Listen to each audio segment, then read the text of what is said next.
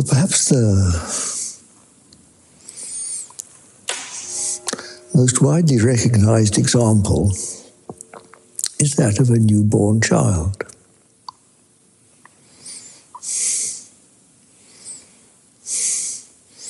Now, almost everybody responds to that sweet innocence. The child just lies there in the pram, and especially once it starts smiling, it's just joy. It's pure, simple, uncomplicated joy. And in the midst of a world of confusion and trouble, this little bundle of innocence lies there. And who doesn't love him? And then what happens? First of all, he gets named, which makes a separate identity. And then the little hand reaches out, grabs something, and very often the parent aids in this process of saying, "Do you want it?" And the little child says, "Yes." Or maybe it's the opposite. He reaches out and the parent says, "No." And the child, of course, then wants it all the more. And little by little, this little bundle of innocence begins to get complicated. And self-will becomes apparent. I want, I don't want. And very often parents again say, "Do you want? Do you like?" And so the child begins to divide life into what he likes and what he doesn't like. I want and I don't want. Tears and smiles. Willfulness grows and grows. And as anybody knows who's watched a child developing, this becomes more and more, and you end up sometimes with a real bundle of mischief. Sometimes, I could use worse words, little horrors sometimes. And you see how it happens. How do we get from one to the other? And then take the process further into boyhood, youth. Boys can be absolute little demons, can't they? Horribly cruel. Little savages. Say nothing of girls. And so on into adulthood, and all the willfulness, the possessiveness, the competition, the separateness that we're all familiar with, that we call life. Well, call it what you will, this process, but it's recognized. It doesn't really matter what you call it. Call a rose by any other name, it smells as sweet. Call it sin or falling into illusion or the false self. And because instinctively, man, we all actually want to be happy and free and loving and peaceful, we find we're not. And so we end up searching for something you could call lost innocence, for that paradise that instinctively we know is, or once was. And many examples in literature bear witness to this process. So here we are searching for this elusive ideal of what we know instinctively is there. We seek, we look here, there, and some fortunate people seem to get on the right path.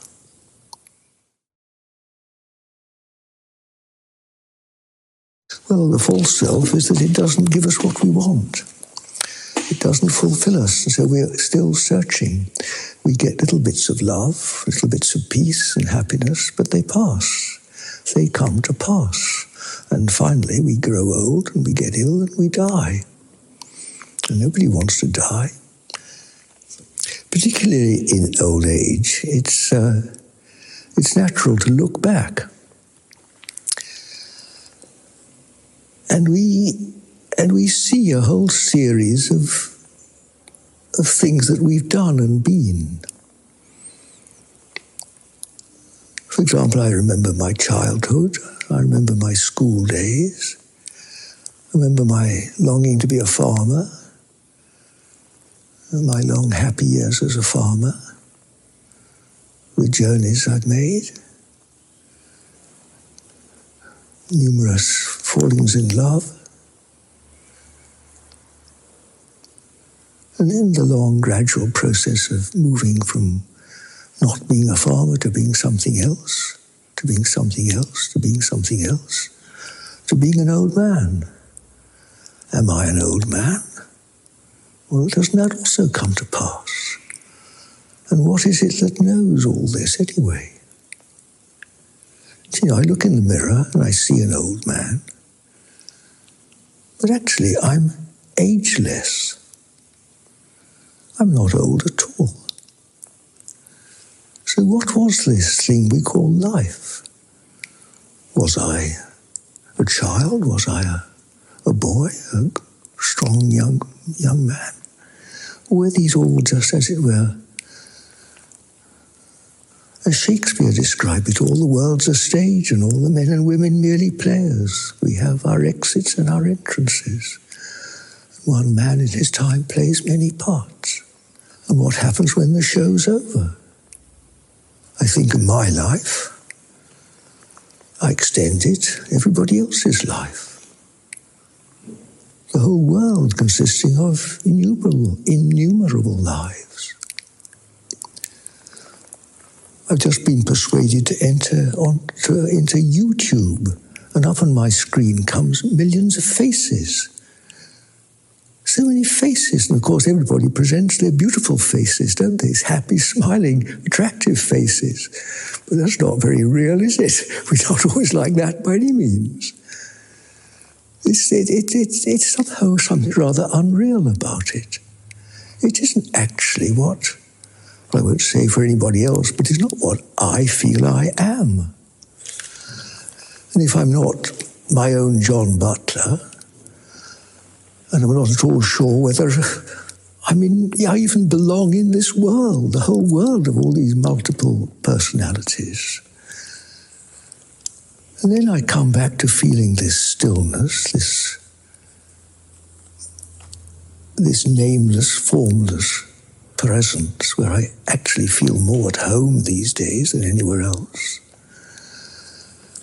And I recognize that's actually what I am. I'm not this mortal creature of 80 years old, soon to pass on to something. I'm actually more like the observer of this lifelong performance. I'm not really of this world at all. I'm free. And the amazing thing is that I'm much happier. I'm actually complete now. I'm not looking for anything. I'm complete in a way that I've never been when I was this or that, a transitory performance in the world, always searching for something. I don't search for anything now, except to enter more deeply, totally, into that reality, which again, amazingly, is always present now. It's timeless, it's spaceless. It's always now. It's pure consciousness. It's spirit. You can't see it. It's invisible, but it's everywhere. This is life that informs everything else. It's like the air in balloons.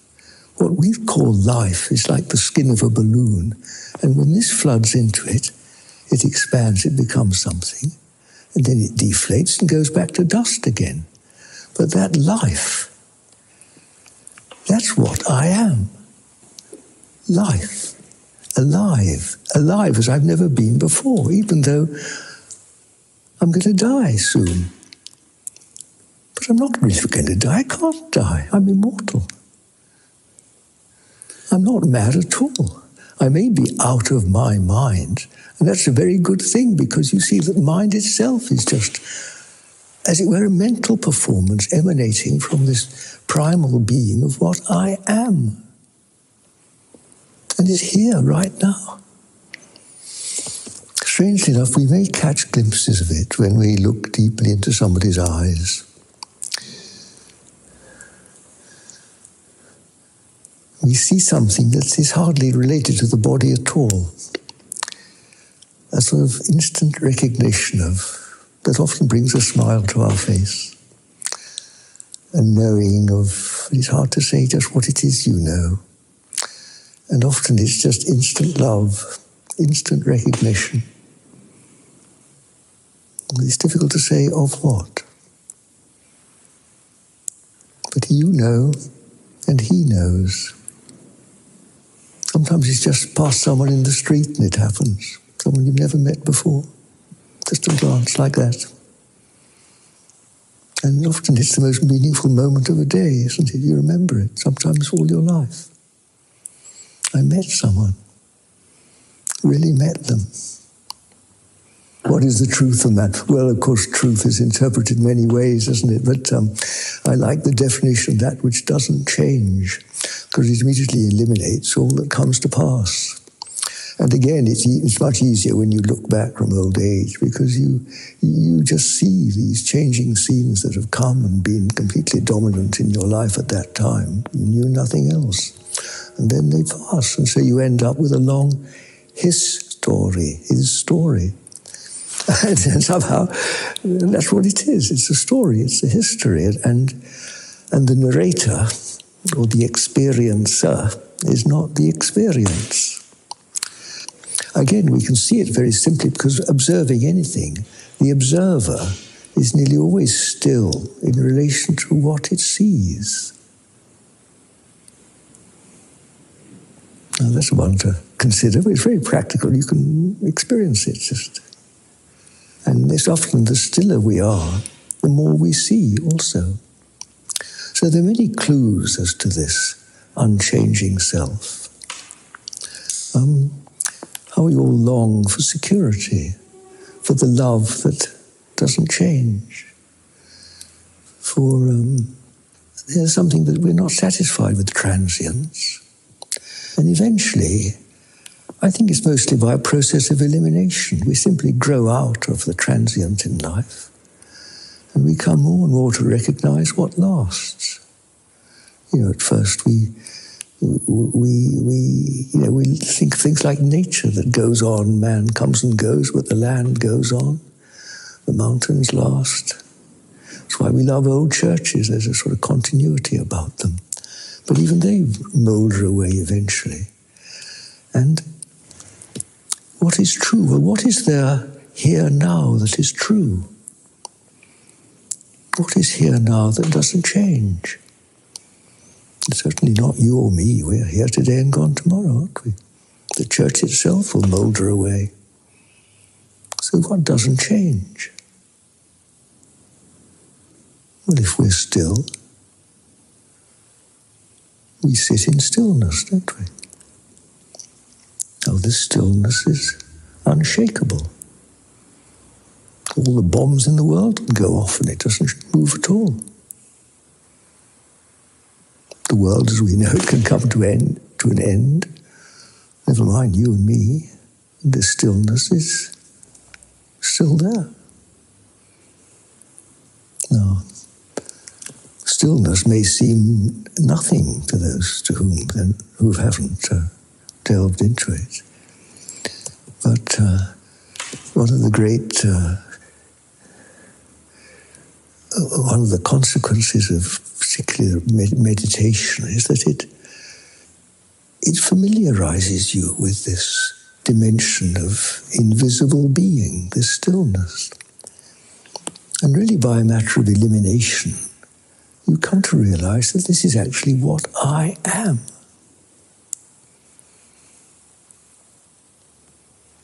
What is it? As Jesus says, I am the truth. Also, I am always with you. And then, following on from that, he says, go in peace. Well, peace is stillness, isn't it? And if we live in that consciousness of ever-present peace, you can call it peace or stillness or presence, the presence of God, then life begins to make sense. You begin to realize what I am, and and with more confidence let go of what I am not, which is this theatrical transience that causes so much trouble. Well, we arrive at it in many ways. We get glimpses throughout our lives, one with which I'm very familiar. Even as a child, I loved what I called the wide open spaces. I loved to climb mountains, anything that was high, I would climb it. And instinctively up there, you feel better, you expand, you become perhaps more what one is, because I didn't use words like that then, nobody does, but I, living here in the Peak District is a great walking area, and everybody recognises it's a great place for walking. They go up in the hills and they come down and have had a lovely day. They feel better. It's such an instinct, isn't it? To expand out of the mundane troubles of every day into something where you experience freedom, something more about what one really is. You sometimes feel more right up there. Many other things touch us in this way. Great beauty, experience of love, falling in love. You enter into a new existence for a while, don't you, until it sort of settles down. So there are many clues that we receive in life. Some people, read something in Scripture, for example, that changes their life. They still realize there's more to it. And so the search is taken step by step. And this really, looking back, well, I feel now life was a great lesson, really, a great school in which those early insatiable longings for love, for freedom, have gradually been fulfilled. And now I'm in that blessed state of, I've never been so happy. In a way, because it's coming, not becoming, because it's so much because it's coming to the end, because it's opening up to something even better, which is the truth. That completion which life in the world never is, because it always comes to an end, doesn't it? Everything does. The happiest marriage is one of you die, or the holidays come to an end. Everything comes to pass in this world. It's transient, that's its nature, and something in man demands more than that. I'm afraid words don't always serve us very well in this respect. I think that's really why, in many ways, I feel most comfortable these days just being silent. Silence speaks louder than words. The mind itself is not enough. Just as I explained that how the physical body, the visible body, is like a great emanation. You might almost call it a great out-breath of that completion that one actually is, which then sort of erupts into mind, first of all, the manifest forms of mind, before gradually consolidating and crystallizing into what we call name and form. First of all, we have pure being, I am. And then, just like we think of something, think you want to go on holiday, it gradually takes shape and form in the mind, and it finally manifests, incarnates, if you like, into a body, be it man or any creature on earth. Until we get some glimpses of that higher being, any talk of it seems sort of pretty remote and airy-fairy and really not in our experience, because we have to function from where we are, and to begin with, our understanding is very small. We are limited. Education may liberate it to some extent, or it may just foul us up with more transient. I think that's why these pure experiences of climbing a mountain are actually probably more helpful than a head full of facts. I think that's why you take the example, for example, of cherry blossom, which the beauty conveys much more than a whole encyclopedia of facts about what it is and how it's made. In a way, this is what science does. It tends to dissect things so much that you end up knowing more and more about less and less. Whereas the heart instinctively looks at cherry blossom and just expands into joy, beauty, thankfulness, whatever it is.